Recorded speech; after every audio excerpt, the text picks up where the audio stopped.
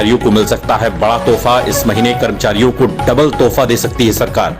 Cabinet बैठक में DA में बढ़ोतरी पर फैसला हो सकता है। डीए में 4% तक का इजाफा हो सकता है। कर्मचारियों का बकाया राशि का इंतजार भी खत्म होगा। नमस्कार, सभी पेंशन धारकों का स्वागत करते हैं एक बार फिर से हमारे इस YouTube चैनल पर। दोस्तों, इस वक्त की पेंशन धारकों के लिए बहुत ही महत्वपूर्ण और इम्पोर्टेंट खबरें निकलकर सामने आ रही हैं।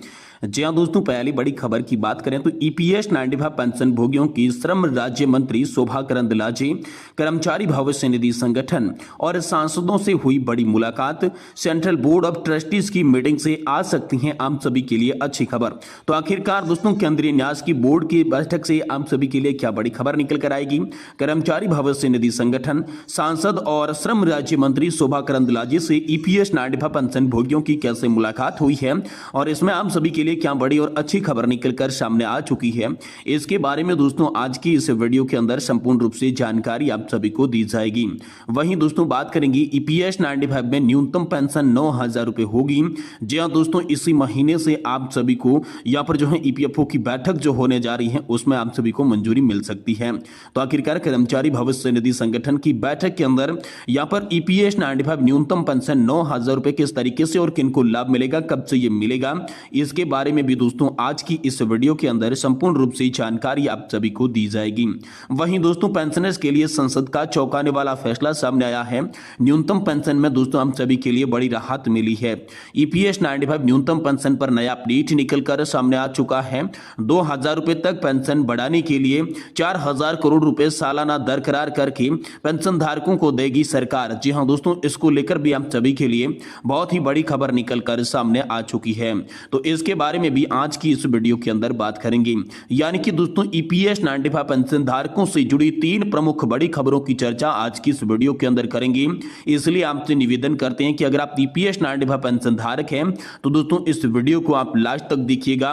और दोस्तों दूसरे पेंशन धारक है या फिर अन्य कोई है तो दोस्तों अभी से इस वीडियो को छोड़कर चले जाइएगा। लेकिन आप ईपीएस पेंशन धारक हैं तो वीडियो को आप लास्ट तक देखेंगे तो ही आपको पूरी जानकारी सही सटीक इस वीडियो के अंदर मिल पाएगी। तो चलिए बिना किसी देरी के तीनों बड़ी खबरों की चर्चा इस वीडियो के अंदर कर लेते हैं।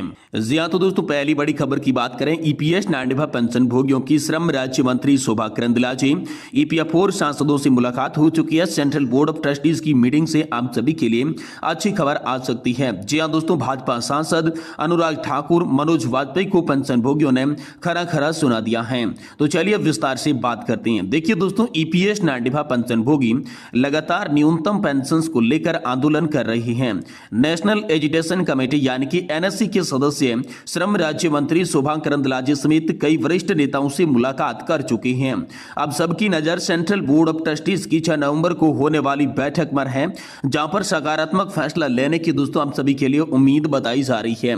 केंद्रीय कमेटी के पदाधिकारी चंद्रमौली चक्रवर्ती और अतिरिक्त केंद्रीय भविष्य निधि आयुक्त ईपीएफओ नई दिल्ली हरभजन सिंह सिद्धू, सीबीटी सदस्य और कर्मचारी प्रतिनिधित्व एचआर पर कमेटी यानी कि दोस्तों सीबीटी क्या यहाँ पर जो हाँ सदस्य तथा कर्मचारी प्रतिनिधित्व एग्जीक्यूटिव कमेटी सीबीटी, बीएमएस प्रतिनिधित्व विनोद यादव प्रभारी और सुनील सिंह यादव सह प्रभारी, अनुराग ठाकुर सांसद, मनोज तिवारी सांसद से मिलकर न्यूनतम पेंशन बढ़ाने की मांग कर दिखाई दे चुके हैं। जहां दोस्तों एनएटी की केंद्रीय टीम के राष्ट्रीय महासचिव वीरेंद्र सिंह जी राजावत, मुख्य सलाहकार पीएन पाटिल व राष्ट्रीय सचिव रमेश बहुगुणा जी इस मीटिंग में शामिल रहे थे।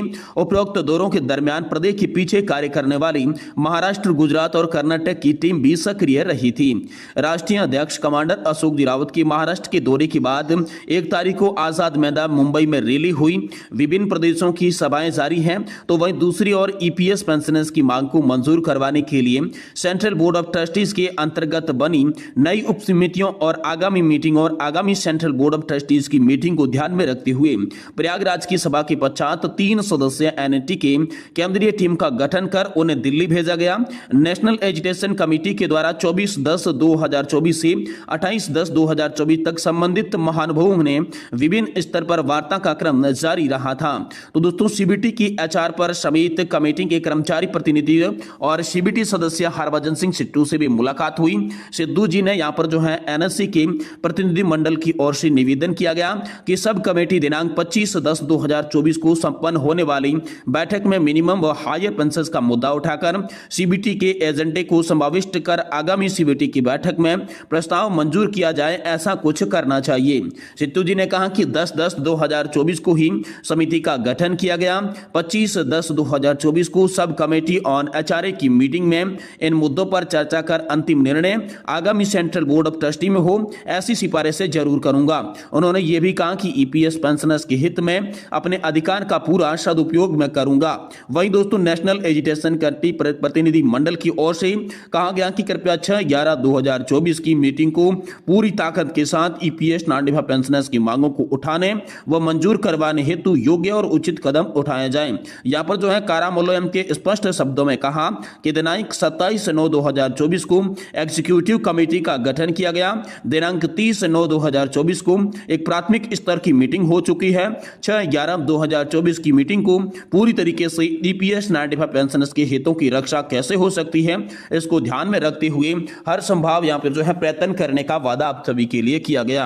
आगे दोस्तों उन्होंने नेशनल एजुकेशन कमेटी के प्रशंसा करते हुए नेशनल एजुकेशन संघर्ष अति सराहनीय है, वही सही दिशा में नेशनल एजुकेशन कमेटी कार्य कर रही है।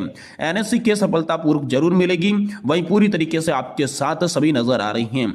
वही दोस्तों सेंट्रल बोर्ड ऑफ ट्रस्टी सदस्य गिरिचंद्र आर्य ने एनएससी के प्रतिनिधि मंडल से फोन पर बातचीत की है। वह दिल्ली में 2 से 3 बार होने के कारण दोस्तों यहां पर जो है बीएमएस के प्रतिनिधि विनोद यादव, प्रभारी व सुनील सिंह, सह प्रभारी श्री विस्तार से पूर्व चर्चा कर सेंट्रल बोर्ड ऑफ ट्रस्टी सदस्य गिरिचंद्र आर्य व मेलेसन के नाम से ज्ञापन बीएमएस के प्रतिनिधियों को सौंप दिया गया है। वहीं दोस्तों मंत्रालय से भी बड़ा जवाब आप सभी की पेंशन को लेकर निकलकर सामने आ चुका है। 25/10/2024 को श्रम मंत्री से मिलने की संभावना बनी। नेशनल एजुकेशन कमेटी की टीम श्रम मंत्रालय पहुंची। इस बीच 2-3 बार संपर्क भी किया गया। कमांडर साहब ने स्वयं श्रम मंत्रालय के अधिकारियों से फोन पर बातचीत की। गुजरात के एनएससी के नेता मनसुख भाई ने भैंसा रानी द्वारा की संपर्क किया गया। अंत में श्रम मंत्रालय की ओर से बताया गया कि नेशनल एजुकेशन कमेटी के राष्ट्रीय महासचिव से दिनांक 9/10/2024 को श्रम मंत्री से बैठक हो चुकी है। वह अपना पक्ष भी रख चुके हैं। समय अभाव में आज मुलाकात संभव नहीं है। और इस बीच अनुराग ठाकुर सांसद की एनएससी प्रतिनिधि मंडल से भी चर्चा हो चुकी है। जहां दोस्तों नेशनल एजुकेशन कमेटी प्रतिनिधि मंडल की ओर से बताया गया कि हम आपसे व्यक्तिगत रूप से 2 बार मिल चुके हैं, लेकिन अभी तक मांगे प्रलंबित ही है, जिससे ईपीएस नाडिफा पेंशनधारकों में रोष चरम सीमा पर है। उनसे यह भी कहा गया कि कोल्हापुर के सांसद धैर्यशील माने के दिशा निर्देशों पर हमने आपसे यहाँ पर जो मुलाकात करने आई, सांसद जी ने विषय की गंभीरता से समझते हुए प्रतिलंबित मांगों के संदर्भ में आज की क्या स्थिति और उनकी जानकारी ली। बताया कि भले ही समय कम है, लेकिन हम विषय पर तुरंत ही ध्यान देने वाले हैं। वहीं मनोज तिवारी सांसद दिल्ली से भी नेशनल एजुकेशन कमेटी प्रतिनिधि मंडल चर्चा कर चुका है। जहां दोस्तों एनएससी प्रतिनिधि की ओर से जब सांसद जी को बताया गया कि इन मरणासन अवस्था में जी रहे ईपीएस नाडिफा पेंशनर्स में बिहार व दिल्ली के ईपीएस पेंशनर्स का भी समावेश है, तब वह व्यक्तिगत हो गए, व्यवस्थित हो गए और कहने लगे कि इस विषय पर मुझे पहली बार विस्तार पूर्वक जानकारी मिली। मैं यथासंभव प्रयत्न शीघ्र ही करने वाला हूं। यह आश्वासन दोस्तों मनोज तिवारी सांसद नेशनल एजुकेशन कमेटी के प्रतिनिधियों को दे चुके हैं। वहीं दोस्तों शोभाकरन दिलाजे श्रम राज्य मंत्री से एनएससी की प्रतिनिधियों की मंडल की चर्चा हो चुकी है। जहां दोस्तों श्रम राज्य मंत्री को एनएससी प्रतिनिधि मंडल की ओर से बताया गया कि मिनिमम पेंशन वृद्धि और वास्तविक वेतन पर उच्च पेंशन का लाभ विषय पर पेंशनर्स कैसे और क्यों नाराज हैं। उन्होंने बहुत ही ध्यानपूर्वक एनएससी के प्रतिनिधि मंडल की बात सुनी। व चर्चा के दौरान मंत्री ने बताया कि आप लोग मिनिमम पेंशन वृद्धि का कार्य बहुत ही तेजी से चल रहा है व जल्द ही इसके परिणाम आप लोगों को दिखाई देने वाले हैं। यानी कि दोस्तों श्रम और राज्य मंत्री शोभा करंदलाजे, वहीं दोस्तों दिल्ली के सांसद मनोज तिवारी की बैठक हो चुकी है। अनुराग ठाकुर जिससे नेशनल एजुकेशन कमेटी के प्रतिनिधित्व मंडल मिल चुके हैं। गुजरात के नेता मनसुख भाई भैंसानी ने यहाँ पर जो है ईपीएफओ से संपर्क किया है। इसको लेकर श्रम मंत्रालय ने जवाब भी दिया है और दोस्तों बीएमएस प्रतिनिधियों को भी ज्ञापन सौंपे गए हैं। और साथ ही साथ दोस्तों यहाँ पर आप सभी के लिए अनेक प्रकार की चिंताएं हो चुकी हैं, जिसमें दोस्तों यहाँ पर हरभजन सिंह सिद्धू से भी मुलाकात की जा चुकी है। तो राष्ट्रीय संघर्ष समिति कमांडर अशोक जी रावत के नेतृत्व में अब दोस्तों यहाँ पर पेंशनधारकों की मांगे जल्द से जल्द मंजूर करवाने की हर संभव प्रयास करने में लगी हुई है। जैसे ईपीएस नाडिफा पेंशनधारकों से जुड़ी कोई बड़ी खबर होगी, हम आपको इसी चैनल के माध्यम से देने की कोशिश करेंगे। इसलिए आपसे निवेदन करते हैं कि दोस्तों वीडियो चैनल को भी सब्सक्राइब कर दें और वीडियो को लाइक जरूर कर दें।